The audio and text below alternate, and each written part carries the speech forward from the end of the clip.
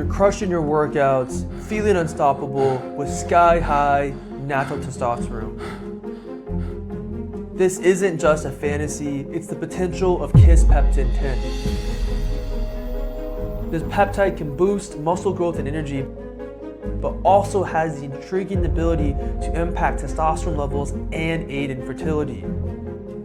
Let's take a deep dive into Kisspeptin 10, where I'll be sharing all my research and discoveries on this peptide. Before I begin, I must say I'm not a doctor, so please, any medical concerns or questions, please consult your doctor. Do not listen to this video. All the content in this video is for purely educational and entertainment reasons. So what is Kisspeptin 10? So Kisspeptin 10 falls into the category of being a neuropeptide hormone and actually works on the hypothalamus. This peptide is often called the puberty peptide because it actually plays a crucial role in puberty development. Additionally, Kisspeptin 10 works on the sex hormone feedback loop, which is crucial for hormones and fertility. So how does Kisspeptin 10 work? Kisspeptin 10 works by starting in the hypothalamus that stimulates GnRH, gonadotropin releasing hormone. And this allows the body to release LH and FSH. LH is luteinizing hormone and FSH is follicle stimulating hormone. And in men, LH and FSH help stimulate sperm production, testosterone, and aids in fertility. In women, LH and FSH helps with estrogen production as well ovulation or releasing an egg. So it's pretty cool how Kisspeptin works both in male and female, as well as how it's different because in the male, it works on the male sex hormone, and in females, it works on the female sex hormone. So what are the research benefits? Is first, increasing in sex hormones, so testosterone and estrogen, mostly testosterone in males and mostly estrogen in women, and more of those hormones is crucial for many processes in the body. Next research benefit is aiding in fertility, which Kisspeptin 10 is actually heavily researched for fertility because it works both in male and females. As well, Kisspeptin 10 offers preventative things in cancer and it actually helps aid in emotional processing because it's been shown that Kisspeptin also acts in parts of the brain because it does work on your hypothalamus. Now, what are the research side effects? From my experience and my research, I've seen first pain and infection upon injecting, but that can be greatly diminished with proper injecting techniques. Another side effect is that these peptides do play with the sex hormone feedback, so it can alter things or take hormones out of balance, which that could lead to many side effects. I've only seen that in rare conditions or very high levels, and oftentimes that is greatly reduced once just the peptide is stopped. And that's actually why I love peptides, is because they work with the body and it's way different than using exogenous hormones. Now let's go into the research dosing and cycling. And I've seen 0.1 milligram per kilogram, which averages to be around 100 to 200 micrograms per injection. And I've seen it taken up every single day or taken on certain times, which I'll explain why here in a second.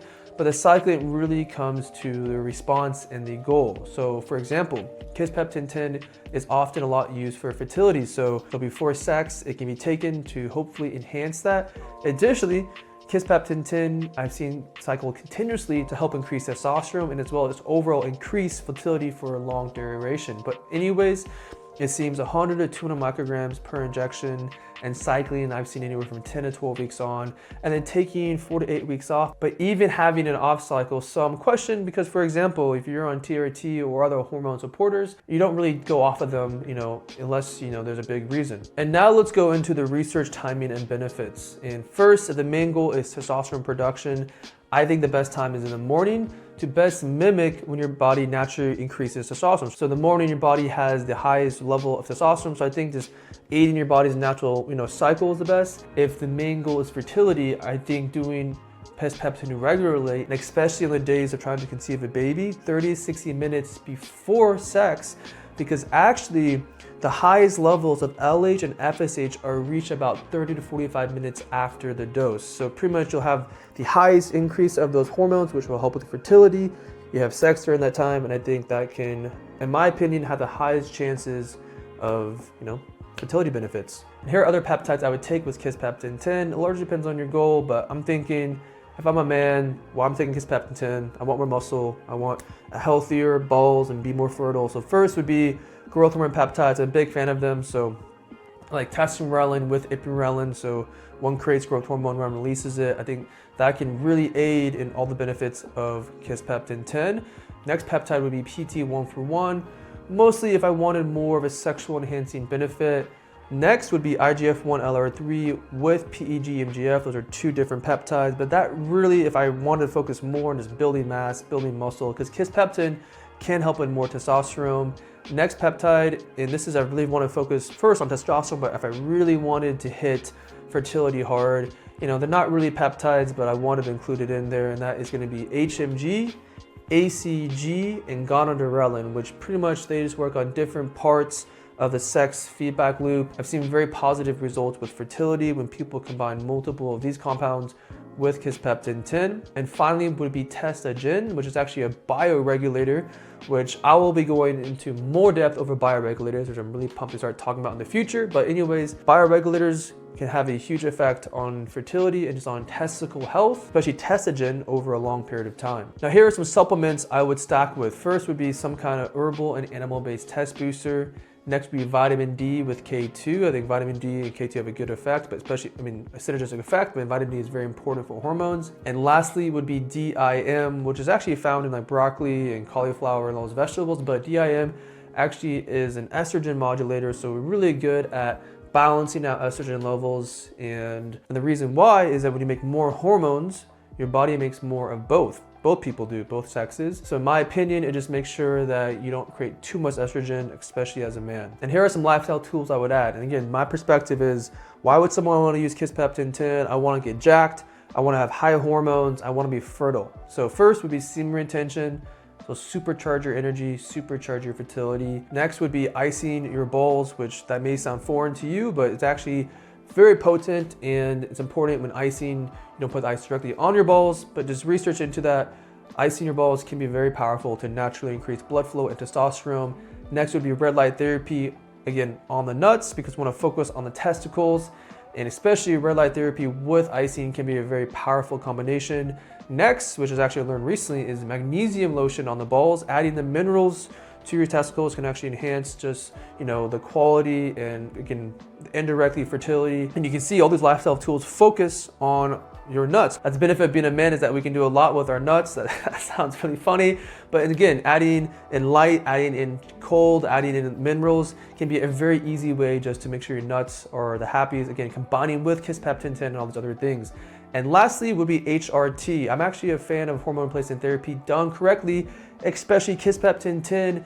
I think is going to be a huge role in hormone replacement therapy, because it can be a great way to keep someone fertile while someone is using outside things like testosterone. And the most obvious, working out. I'm a big fan of functional training, and well, in an animal-based diet or just eating whole foods. So what are the pros of Kisspeptin 10? The first pro is that it starts the sex hormone loop, which is really cool because there's lots of other things out there that work on your sex hormone axis. Like, for example, ACG just works only on your nuts, where Kisspeptin 10 literally starts a cascade. So it's like the top king when it comes to that. So I think that's really cool. Another pro is that it affects both males and females. And it's cool because it works on their sex hormones. So the reaction is different depending if you're male or female. The last pro is I believe it pairs well with hormone replacement therapy, because one big concern of being an HRT is suppression or fertility suppression, and Kisspeptin be very powerful in adding into that. So what are the major cons of Kisspeptin 10? The major con is we still don't know much about it.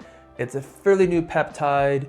It does seem very promising. It has all these things that why one would think this is awesome, but it's new, and that is a lot of unknown. So right now, that's the main con, but that may change in a year or so. So what's my overall opinion of Kisspeptin 10? I personally used Kisspeptin 10 for many months, and here's my honest answer. It's hard to say how effective it was because I wasn't getting lab work done. When I was using Kisspeptin 10, I didn't have the funds to do lab work because it's expensive. So it's hard to say, did I get a 100-point increase in testosterone? I mean, from a subjective standpoint, I thought that my balls looked better, but maybe is that placebo? I don't know. So pretty much I would say I would definitely need to get more lab work and more testing to actually get a concrete answer, like, does this peptide work? But overall, my understanding of how it works, I think it's amazing. And I think especially combined with like ACG, HMG, and other things, can be so powerful, especially in the HRT space or hormone replacement therapy, because right now when it comes to men being on hormone replacement therapy, and also women too, but I'm thinking on men right now on hormone replacement therapy, there's not too many good options to help a man still be on HRT and keep him fertile. And I really think now we're discovering all these new ways that could just make hormone replacement therapy way more better, more potent. But anyways, that's my overall opinion of today. It may change, and if it does change, I'll be making an update video. But if you want to master peptides, I got a couple options for you guys. First, I'm having a free live event. Join that. We're doing a giveaway. I have a community. Join that.